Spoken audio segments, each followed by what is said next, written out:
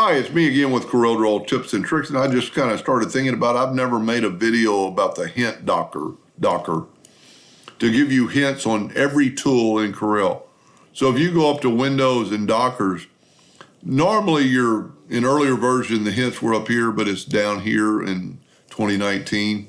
And when you open it, you get, so I've got this pick tool selected. It's going to talk about the pick tool. If I use the rectangle tool, it's going to go, you tell me stuff about the rectangle, the polygon, the ellipse, the virtual segment delete key. And if you read over these, especially if you're a beginner, you'll learn a lot. I mean, text.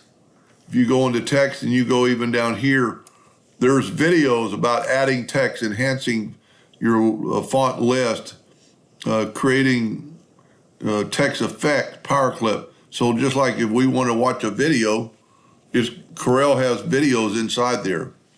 Now, if you see something you like and we've already been to it, you've got arrows down here that you can go back in between the hints and look things over. And then as always, you can just close your Docker down here, or if you're actually got your Docker open, you can just go back to Windows, Dockers, and uncheck it, and it'll go away.